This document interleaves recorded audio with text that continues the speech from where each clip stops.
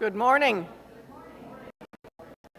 Please rise as you're willing and able and join us in singing our gathering hymn, Come, Come, Whoever You Are.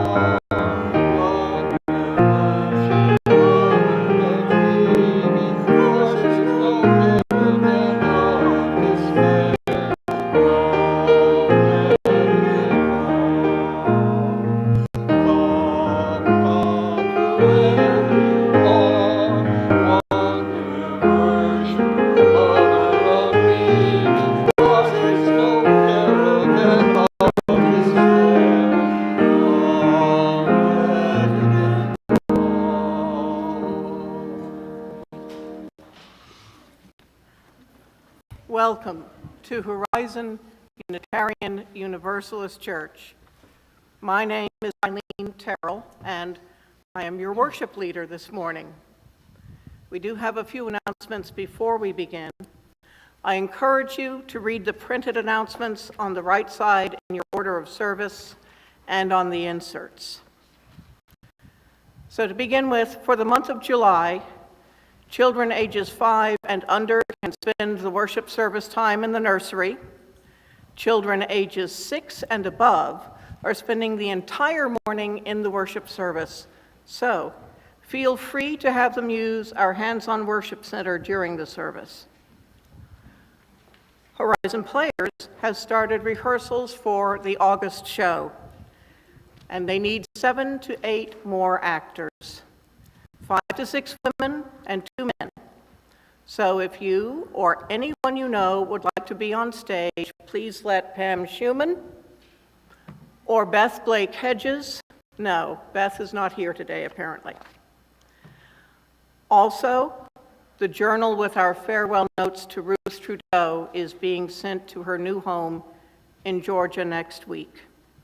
If you have not already done so, please write your note in the journal today. And finally, for a second week, you are invited to use the slips of paper enclosed in your order of service to express yourself, your feelings about the difficult summer we are going through. Attach your paper to the board in the back of the sanctuary if you wish.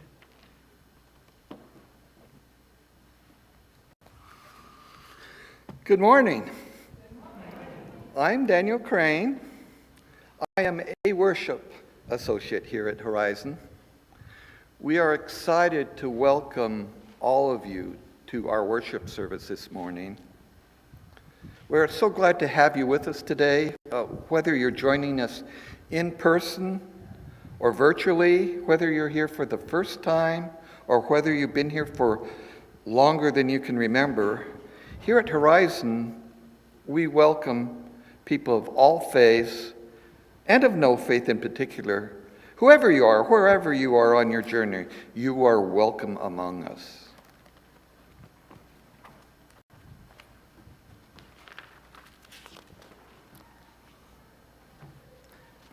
A caravan, a group of desert travelers.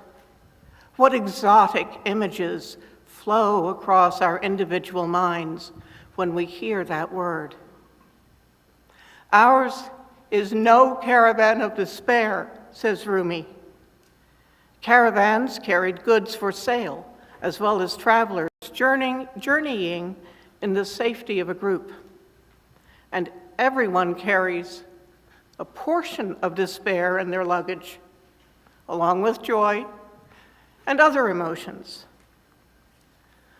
But Rumi's words suggest that the primary commodity in this caravan is not despair, so probably it is hope. and maybe love. And today, the weather is hot enough that it may not be difficult to imagine that we, here gathered, are a group of desert travelers, a caravan stopping briefly at an oasis. And while we are at that oasis, come, let us worship together. In the words of the Reverend Albert Schweitzer, at times our own light goes out and is rekindled by a spark from another person. Each of us has cause to think with deep gratitude of those who have lighted the flame within us. If you would now join me in saying our affirmation. Love is the doctrine of our church. The quest for truth is its sacrament, and service is its prayer. To dwell together in peace, to seek knowledge in freedom, to serve humanity in harmony with the earth, thus do we covenant together. And please join us in singing This Is My Song, number 159 in the Gray hymnal.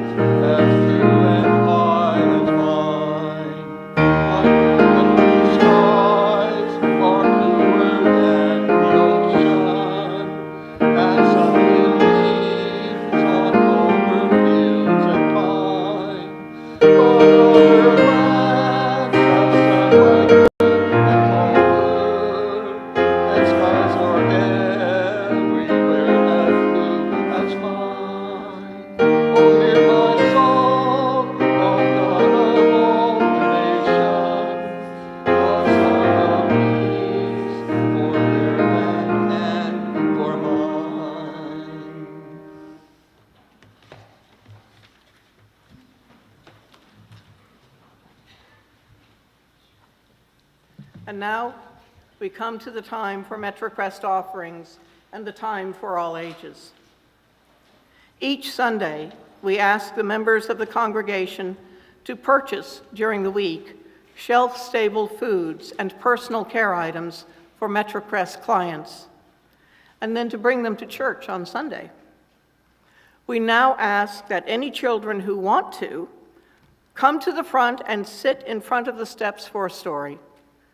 And we ask that if you have brought MetroCrest offerings, give them to a child to bring up and put in the basket.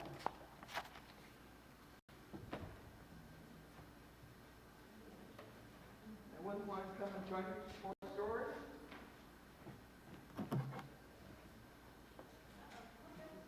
Anyone under the age of 99 as well?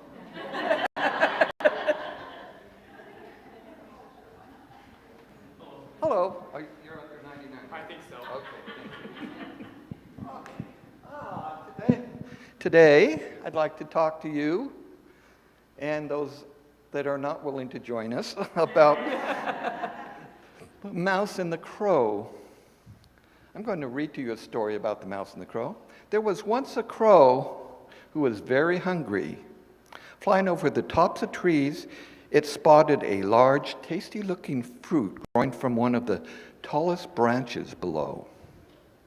Seeing the makings of a fine supper, the crow swooped down and plucked the dangling fruit, which was a walnut, and held it triumphantly in its beak. The crow flapped its wings happily and began to think how best to break open the shell of the walnut. Meanwhile, On the ground below the crow, an equally hungry mouse saw everything that had happened and decided that it wanted that same walnut for itself.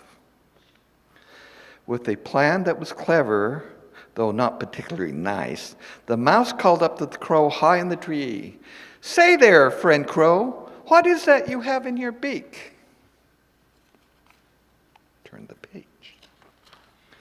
The crow, who was hungry enough by now that it wasn't thinking of all of its decisions very well, called back, "I found a very nice walnut and I'm going to eat it."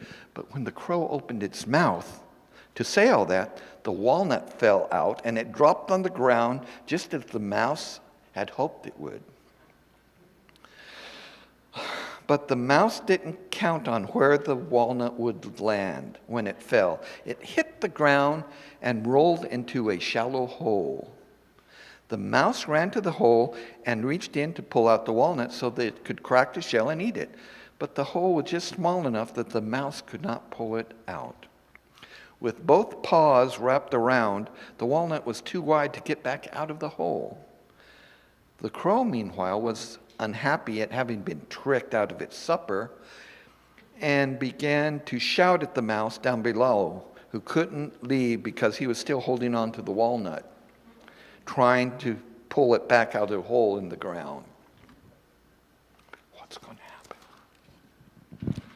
Now, the two of them, if the two of them had worked together, they both might have got to enjoy some of the walnut. The crow could have pecked that sharp beak down the hole and broken up the walnut into smaller pieces. Then the mouse could reach in and pick out each piece one at a time. But instead, the two of them were stuck there, arguing with each other, both still hungry. The mouse because it wouldn't let go, and the crow because it couldn't hold on. So, does that sound good to you? What would you do? If you were the mouse, what would you do? Eat it all because, Eat it all? But you can't get it out of the hole. why don't you just dig another? You're a mouse. You could dig. Yes, but you see, it's a very tiny hole, and he reached in. The walnut just fit in the hole, and with his hands holding, he couldn't pull it out. See, so... Well, the walnut had to get in there somehow, so he just kind of turns it and it just comes right back out. You think a mouse is small enough to figure out the geometry He got to it reach? there somehow. That could happen, but it seems to me if the mouse let the crow break the walnut with its beak, then they both could have enjoyed a meal. Good ending. We don't want that here. Okay. Well, the crow could have pecked at the mouse and hurt it seriously. You like that ending too? Oh, I fear for the next generation. Well, now it's time for you to go back to your seats or to our craft table if you choose, and for the rest of the service.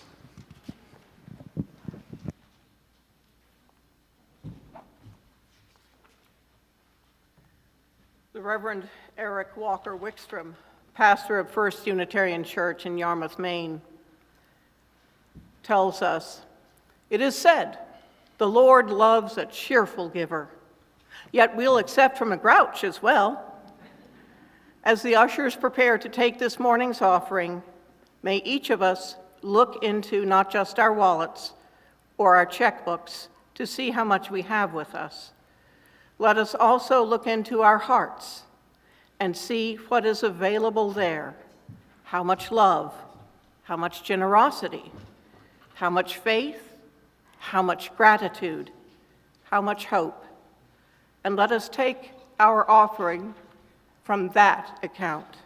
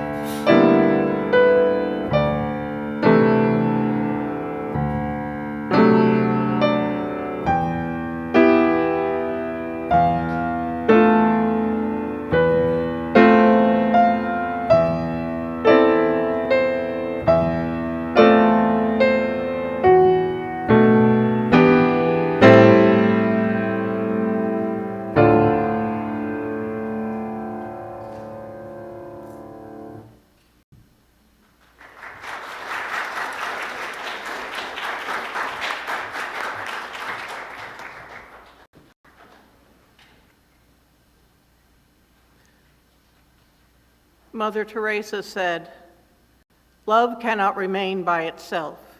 It has no meaning. Love has to be put into action, and that action is service.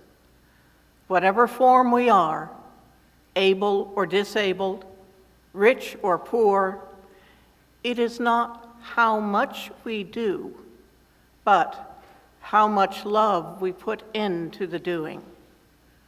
A lifelong sharing of love with others." And Dorothy Day said, "People say, what is the sense of our small effort?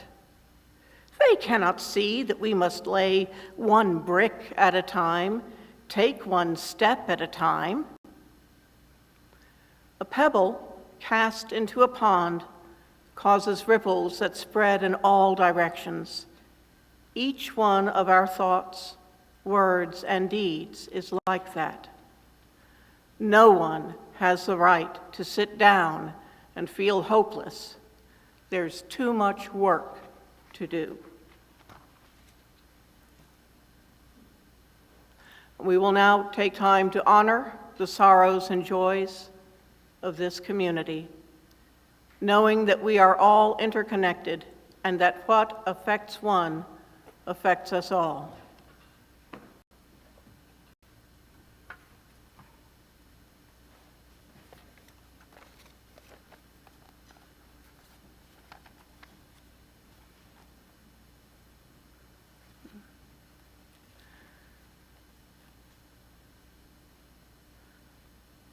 I think this one is a joy. It's anonymous.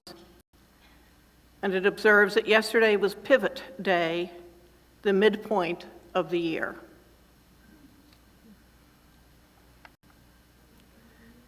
I suppose that could go either way. And Gay Cox has a request regarding Roland Harvey. She says,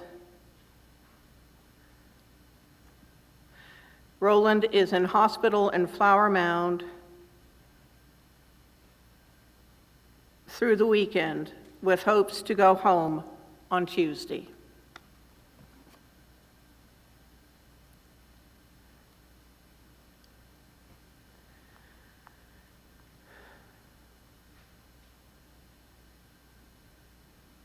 There are also in our order of service 2 joys which relate directly to the flowers today. One, Joel Boyton and Lisa Casto celebrated their 30th wedding anniversary on June 27. Indeed. And Peggy Leopold's mother is celebrating her 92nd birthday and her recent move to a senior living community.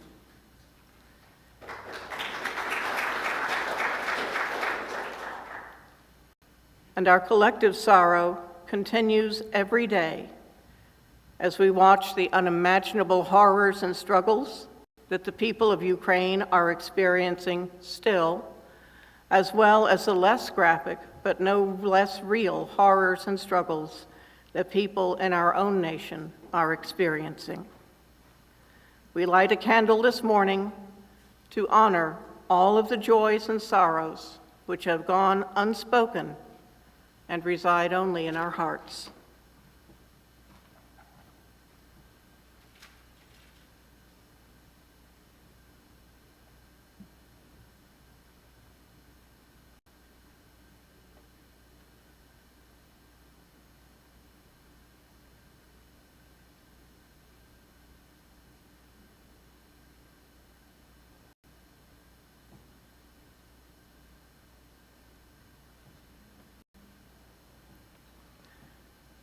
We need time to grieve, time to mourn, and time to love. Spirit of life, Spirit of love, be with us in our goings and comings, in all of our joys and all of our sorrows. We know that there is so much wrong on this earth, our home. We are sad, angry, tired, hungry in many ways, and overwhelmed. We also know that there is much that is right and that a balance is needed in all things. Move us to help when we can, and to accept the help we need when we need it. Even when we feel alone, help us to remember the words of the Reverend Rebecca Parker. There is a love. There is a love holding us. There is a love holding all. So let us take a few moments now to sit in silence and feel that love.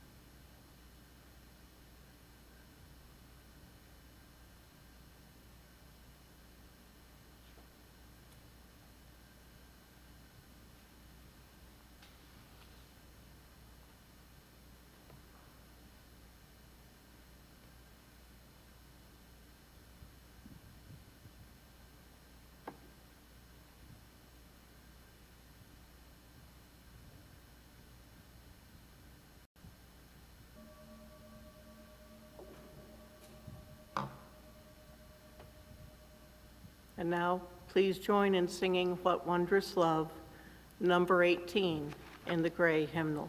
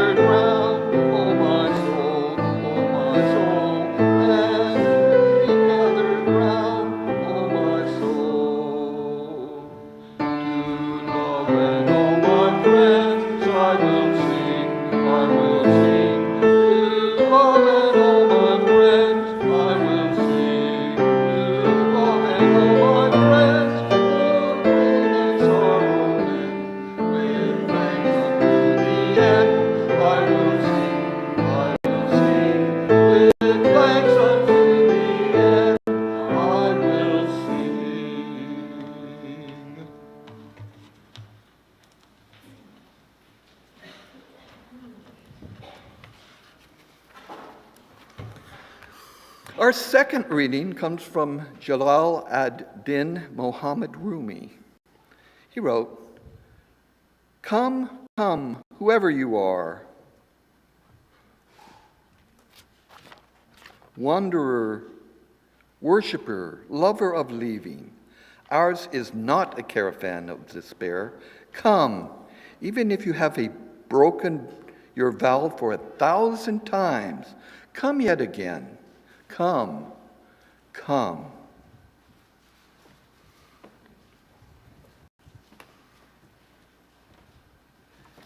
And once more, you do not have to rise if you don't want to, but please join us in singing "We Begin Again in Love," number 1037 in our Healed hymnal.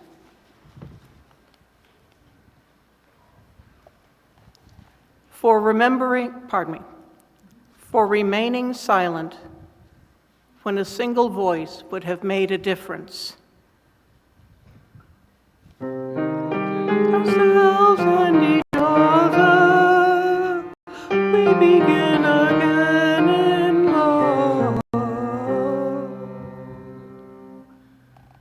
For each time that our fears have made us rigid and inaccessible, we forgive ourselves and each other.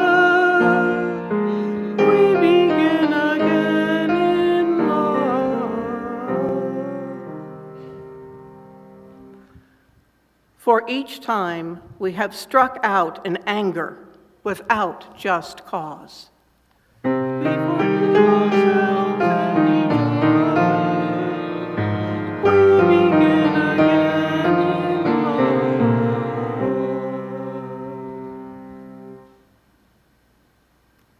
For each time that our greed has blinded us to the needs of others, We forgive ourselves and each other. We begin again in love. for the selfishness that set us apart and alone, we Forgive ourselves and each other. We begin again in love. for falling short of the admonitions of the Spirit. We Forgive ourselves and each other. We begin again in love. for losing sight of our unity. We Forgive ourselves and each other. We begin again in love. for those and for so many acts, both evident and subtle, which have fueled the illusion of separateness. We forgive ourselves and each other. We begin again in love.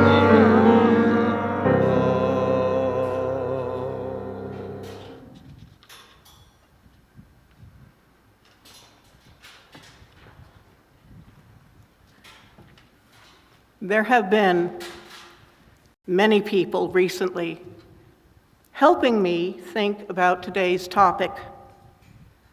However, it seems to me that the thought process began many years ago with my parents, and in this case specifically, my father.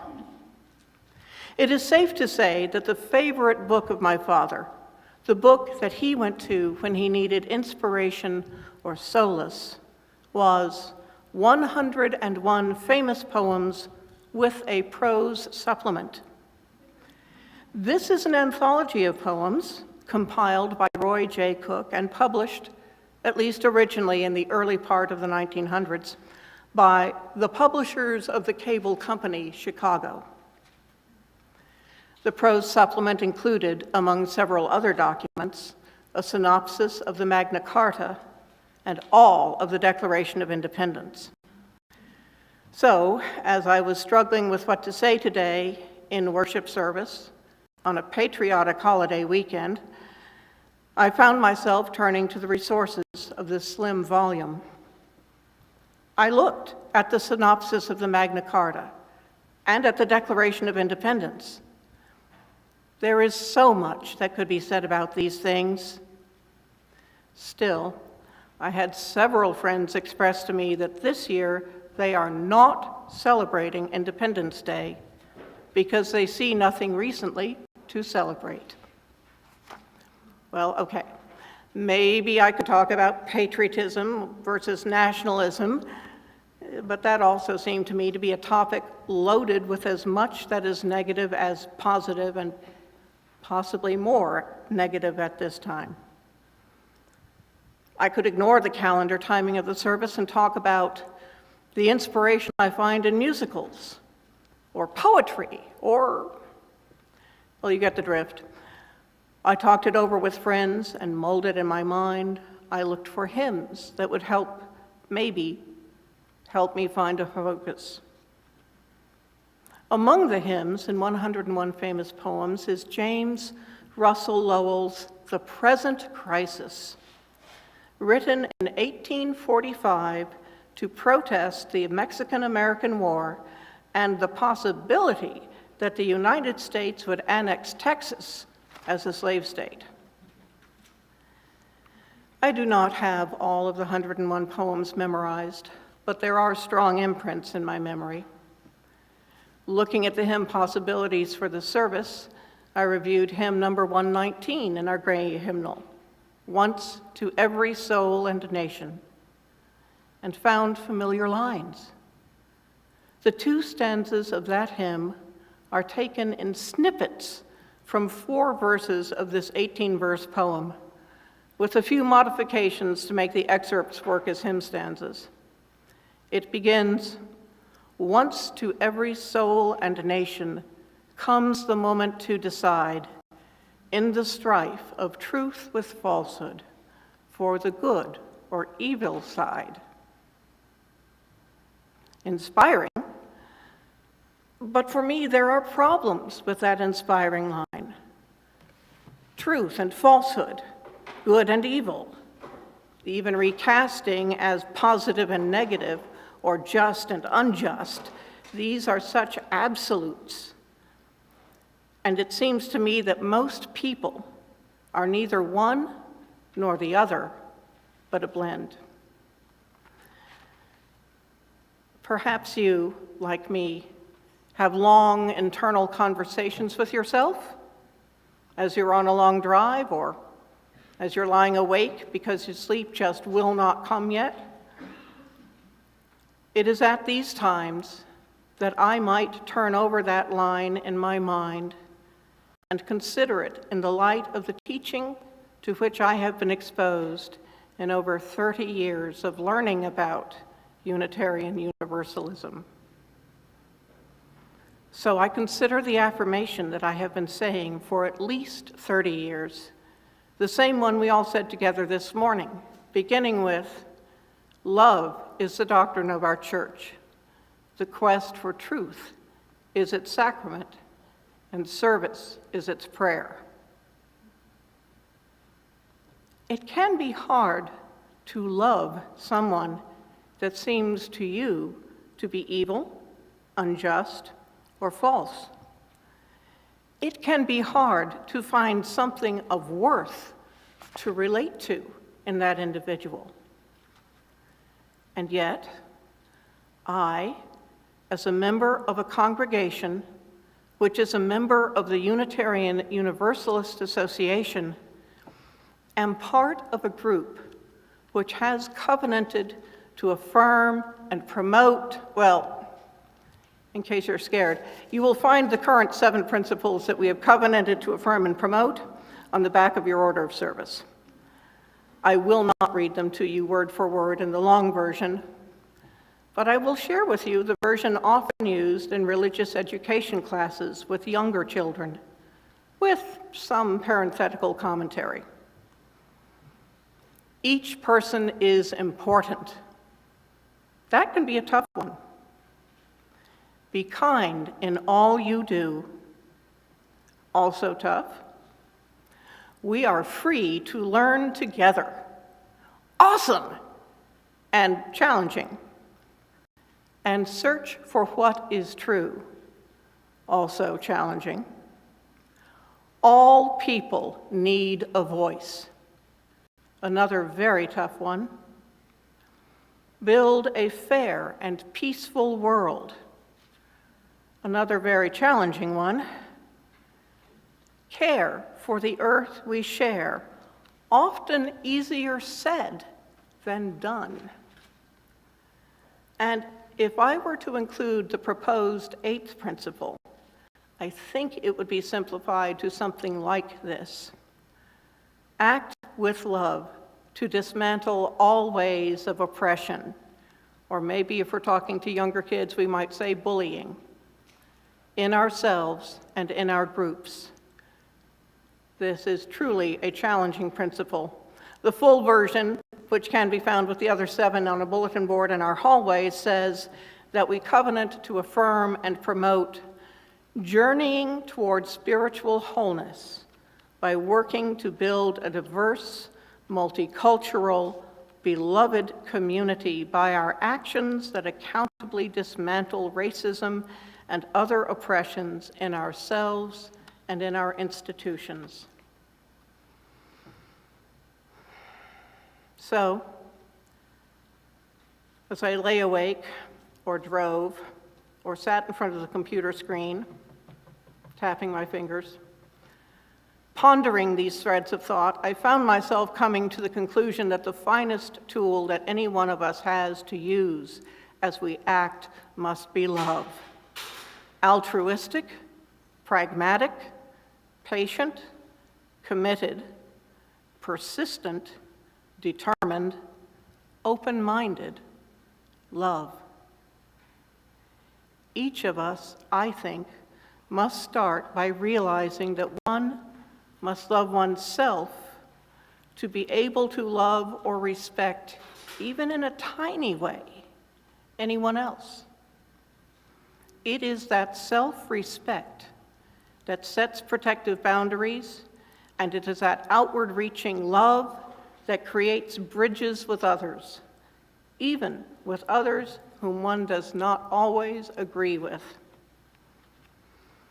Over the last several months, I have reached a point of feeling exhausted with the world at large, with my own commitments, with everything. And I think I am not alone in this. I find myself wondering whether forward-moving change can be accomplished, change that affirms worth and that weakens the bullies, individual, societal, and institutional bullies. After all, if we are all a mix of just and unjust, good and evil, positive and negative, and so on, can we ever reach the high ideals expressed in the Unitarian Universalist principles? As I continued to look at hymn choices for inspiration, the one that came as a surprise to me was, "We Begin Again in Love." The congregational response, "We forgive ourselves and each other. We begin again in love," seems at first glance rather too easy. I can forgive myself? Then why would I ever need to ask the forgiveness of anyone else? And if you can forgive yourself, why should I spend any time or effort forgiving you? One of my friends from college, a woman I have known for 37 years, when I was talking through this thought process, answered me. She said, "All relationships are unique and non-reciprocal. So forgiving oneself and forgiving someone else and being forgiven by someone else are each independent of each other." She went on to say that she sees it like this: treat others as you wish to be treated, treat others as you treat yourself, and treat yourself as you treat others. It is easier to say than to do, she said. Another friend mentioned the platinum rule. which I think goes along with this. I had to look it up. According to InsideHigherEd.com, the golden rule is to do unto others as you would have them do unto you, much what my original friend said. The platinum rule is to do unto others as they would want done unto them. In other words, reject reciprocity as an ideal in favor of something like empathy. And so, it comes back to that challenge of acting with love. It seems to me that if I were to organize my thoughts in steps, they would go like this. First, each of us has to love ourselves, to hold ourself to account when we act badly, to recognize ourself as praiseworthy when we act well. I have found in my own life that it is easier to be critical of myself than to give myself praise and recognition for something well done. I suspect this is true of everyone. So the challenge here is to work on fairly balancing self-recognition, self-praise, and self-criticism. Second, each of us has to love others and realize that our neighbor is not only the person physically near to us, is not only the person that we know. Our neighbor may live across town, across the world. Our neighbor may be someone we have not yet met or not yet had an opportunity to really know. In fact, our neighbor may be someone who aggravates us. But still, I think Lloyd Stone put it well, and this is my song. But other hearts and other lands are beating with hopes and dreams as true and high as mine. And but other lands have sunlight too, and clover, and skies are everywhere as blue as mine. So we must be able to recognize our neighbors, to step outside ourselves. And it may help to recognize our neighbors if we understand that our neighbors are not just human. We share this earth, this home, with so many neighbors: plants, insects, microbes, beings of many kinds. They too are beings we need to find a way to understand, a way to relate to, as our affirmation says, in harmony with the earth. And we must be quiet as we listen, really listen, to the points of view of each of our neighbors, to acknowledge our own biases that must be overcome in order to gain understanding. This is not easy. We must come from a place of love for this to work, for all of us, worldwide, to work together and to make our shared world a healthy place to live and a place where all of us live and work on an equal footing. Third step, each of us has to be open, hearts, eyes, ears, mind, spirit, all of our senses and faculties open to a summons or invitation to action. And we must realize that there is rarely just one invitation. We may each start and work and falter and stop, retreating to rest and recover perhaps. And another invitation, or several more invitations, will come. Each of us must work to remain open still to them and rise to act again when able again to do so. Pardon me a moment.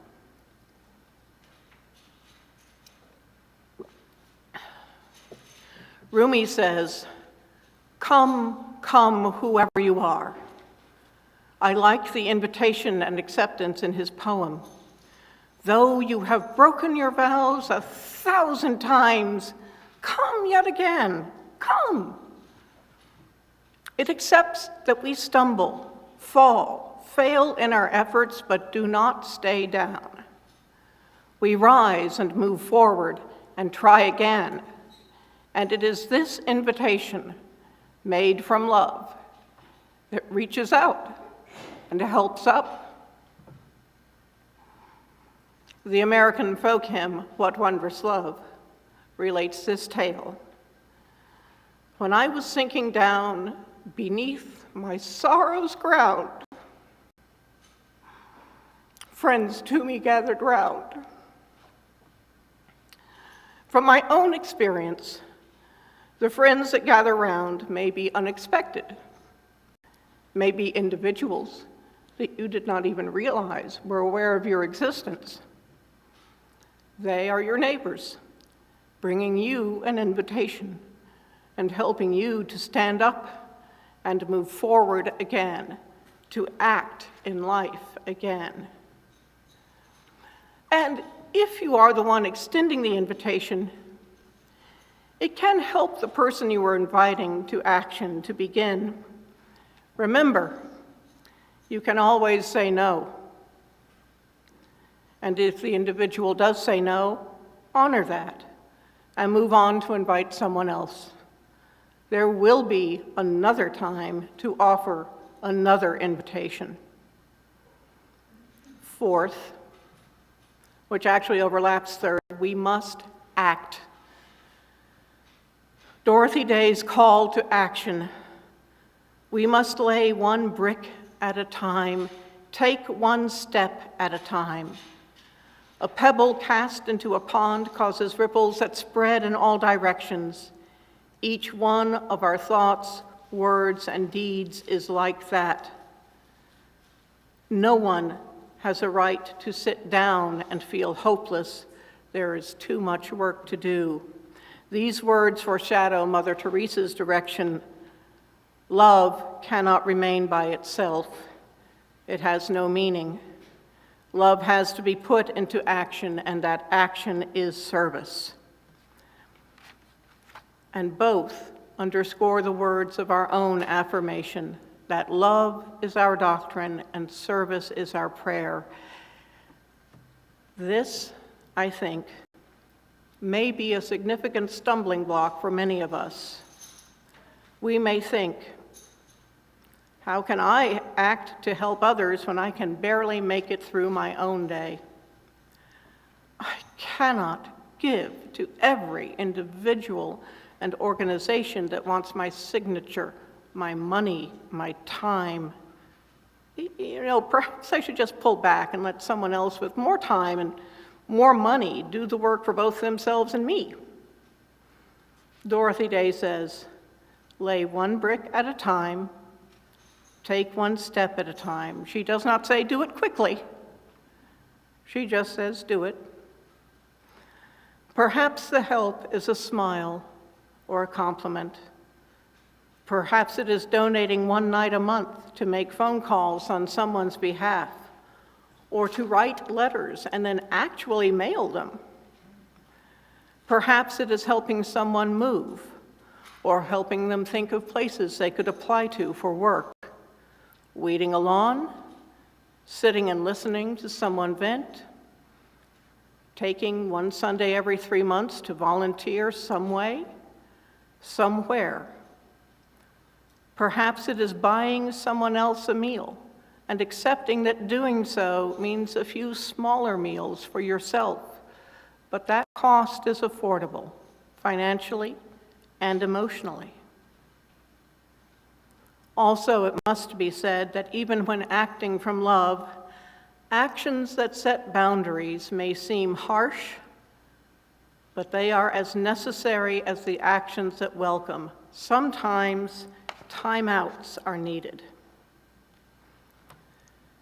The liturgy of the church tradition in which I grew up, not Unitarian Universalist, by the way, introduced the offering portion of the service with these words: "It is a far, far happier thing to give than to receive.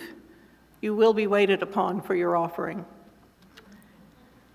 After the offering was collected, it was brought to the front of the church and dedicated. In December, the dedication words ran, I will abbreviate a little, "We lay these gifts before you, Lord, and some come from great plenty, some from great joy, and some from deep sorrow of the soul." I bring this up because there is a fifth step.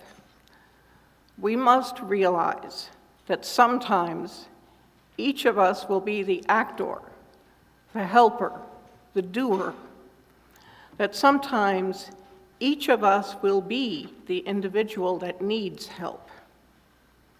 So fifth, we must, each of us, be open to asking for help when it is needed in our own life.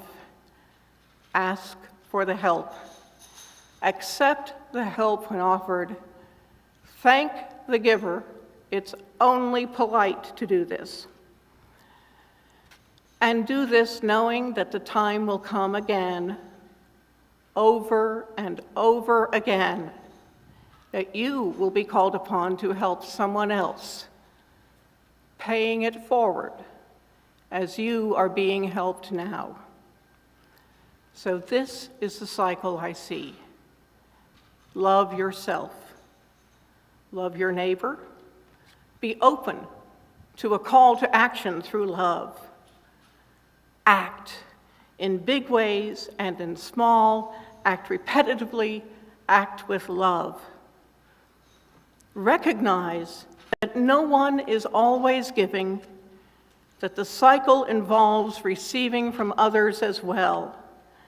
And when feeling down, maybe because you are currently receiving rather than giving, start again to love yourself, and you will then continue to be able to love others. It is this cycle, repeated and repeated and repeated, that will spread ripples through our world, that will lay each brick and take each step and heal each other to make our world the better place that we envision in our hearts and in our minds. Not because of fancier machines or more complex technology, no. Better because each of us, those here today and those beyond these walls, each of us has reached out to others and created support and relationships based on the commonality of love. And that is what it is not only to begin again in love, but to answer the call of love. My friend from college supplied this thought also. There is an interesting philosophical, symbolic, homonymic emblem that you have in double strength. You. No other letter in the alphabet has a completely open top and a closed bottom and as large a holding capacity so that things can come in and mingle and then flow out or evaporate again. Y does not have as large a capacity. And Unitarian Universalism has two U's. So this means, says my friend, that all of y'all have a foundation that gives you the highest capacity of love in symbolic terms and the highest potential to understand others. This means that the challenge is to move from the symbolic to the actual. And with our ability as humans to connect with love, we are a beautiful example to help out our fellow beings. And this freedom, this ability, this love is well worth fireworks. I've talked for a while now, and you've listened beautifully, thank you. Please, Join us in singing our closing hymn, Answering the Call of Love.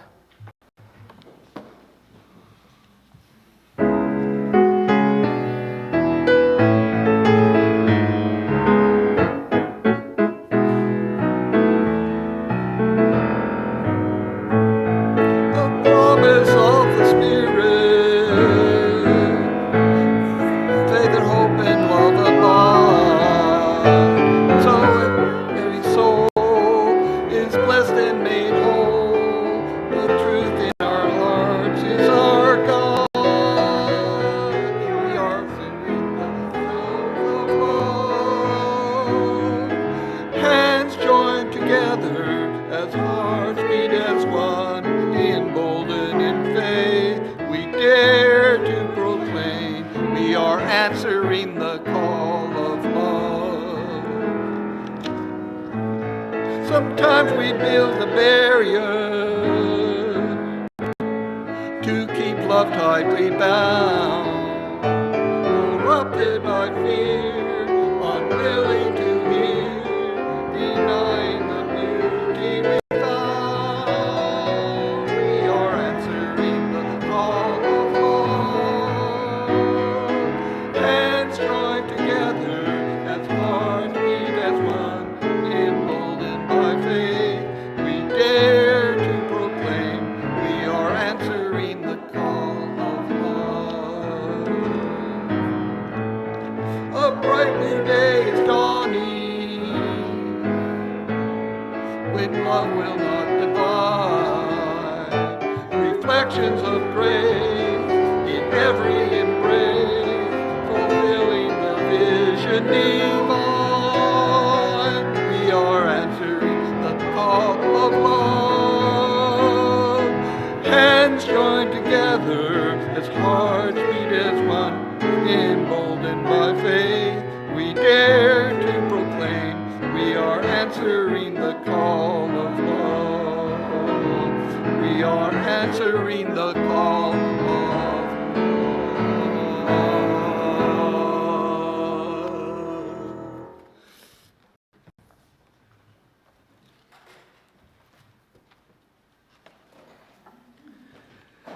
We extinguish this flame, but carry with us our mission to welcome radically, love boldly, grow spiritually, and serve courageously, because we envision a beloved community filled with compassion, helping to thrive in a just world.